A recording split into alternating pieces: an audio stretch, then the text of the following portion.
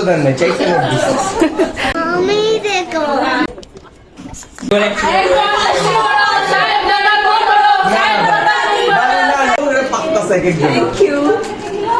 বড় বড় হাবি দরজাটা না তোমার সাথে দেওয়া যাবে না।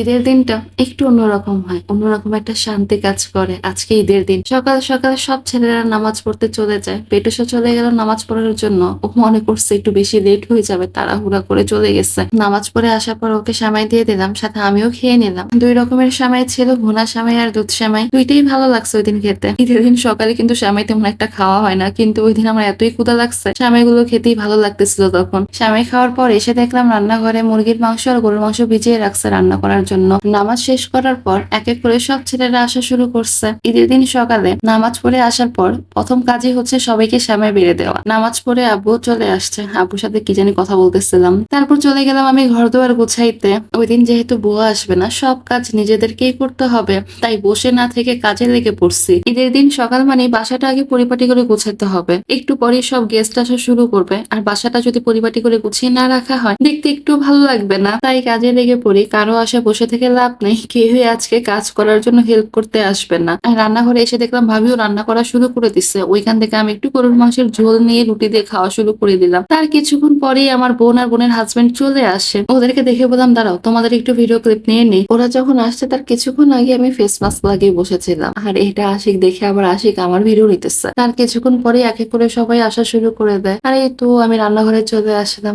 দেখলাম কি কি রান্না করা হয়েছে।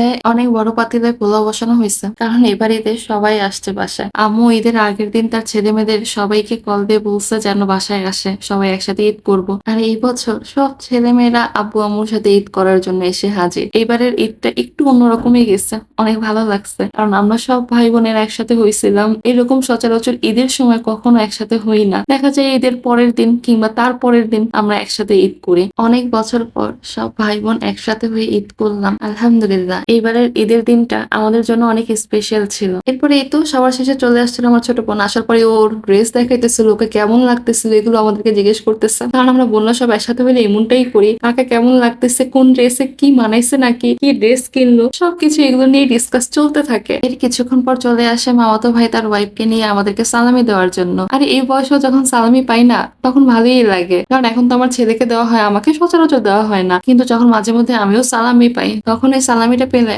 আনন্দটা একটু বেশিই কাজ করে। মামাতো ভাই মামি আমাকেও সালামি দিয়ে গেল, সালামিটা নিয়ে অনেক ভালো লাগছে। আর হুসামের কাছে দেখেন কতগুলো সালামি, এগুলো একটাও আমার কাছে এনে দিতেছে না, সব তার পাপার কাছে দিতেছে। আমি যখন বলছি একটু আমার কাছে আনো, আমি ভিডিও করি, এটা শোনার পর আমার হাতে দিচ্ছে, এর আগে আমার হাতে দিবে না। ভাই এখনকার বাচ্চাগুলো অনেক বেশি ট্যালেন্ট হয়, আগের থেকেই বুঝে যায় সবকিছু, যে ওদের টাকা আমরাই খেয়ে ফেলবো। আর আগে আমরা সালামি পাওয়ার পরই আম্মুর হাতে সব টাকাগুলো দিয়ে দিতাম। এরপর আম্মু এসে আমাদেরকে ঈদের সালামি দিতেছে, আর এই সালামিগুলো পেয়ে কি যে খুশি লাগতেছিল, মনে হইতেছিল টাকার ছড়াছড়ি, যেই আসতেছে সেই সালামি দিতেছে। আর হুসাম দেখেন তার প্যান্টের পকেটে টাকা রেখে দেবে, তাও আমার হাতে দেবে না।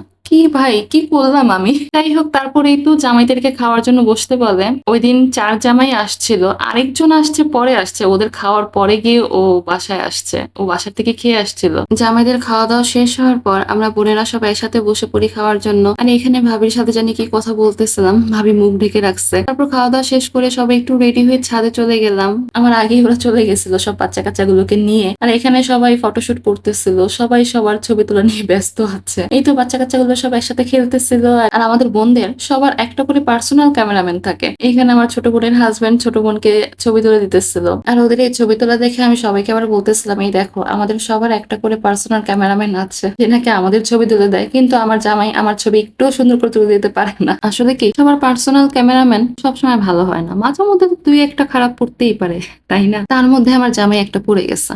আচ্ছা যাই হোক, তার কিছুক্ষণ পরে আমার মামাতো ভাই তার ওয়াইফকে নিয়ে চলে আসে।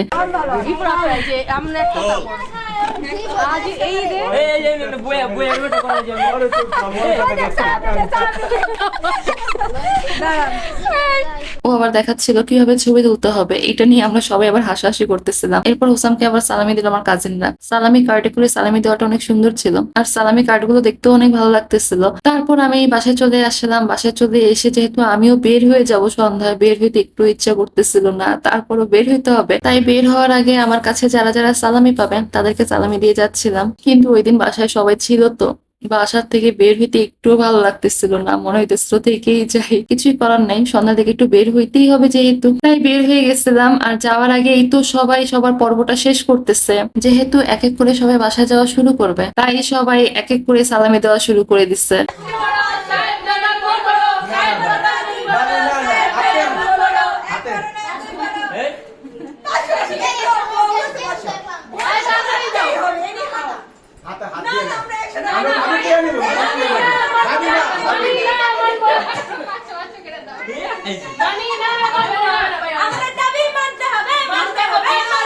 এরপর আমাদের ব্রাজিলিয়ান ভাইয়ের সালামি দেওয়ার পর্ব শুরু হয়, আর এটা নিয়ে শুরু হয় সবার ক্যাচাল, কারণ তার কাছ থেকে কেউই কম টাকা নিতে রাজি নয়। সবার একই কথা, যেটা দিবে সেটা মানবো না, আমাদের দাবি মানতেই হবে, আমরা যেটা চাই সেটাই দিতে হবে, কারণ তুমি ব্রাজিলিয়ান ভাই বলে কথা। আমরা সব কাজিনরা আসলে ওর সাথে অনেক বেশি ফ্রি, তাই আর কি ওর কাছ থেকে সবাই একটু আবদারটা বেশিই করে। এটা আসলে আবদার বলা যাবে না, এটা আসলে যাকে বেশি ভালোবাসা হয় তার কাছ থেকেই আশাটা বেশি করা হয়, তাই আর কি ওর কাছ থেকেই সবাই হয়তো বা আশাটা বেশিই রাখে। এরপর সালামি দেওয়ার জন্য চলে আসছে আমার ছোট বোন। ও ঈদের সালামি দিচ্ছে সবাইকে, ঈদের সালামি কার্ড করে, আর সালামি কার্ড গুলো অনেক সুন্দর ছিল, আমি তো এখনো রেখে দিচ্ছি। হুসাম যখন বড় হবে ওকে তখন দেখাবো, দেখো তুমি যখন ছোট ছিলাম তোমাকে তখন সালামি কার্ড করে সালামি দিত।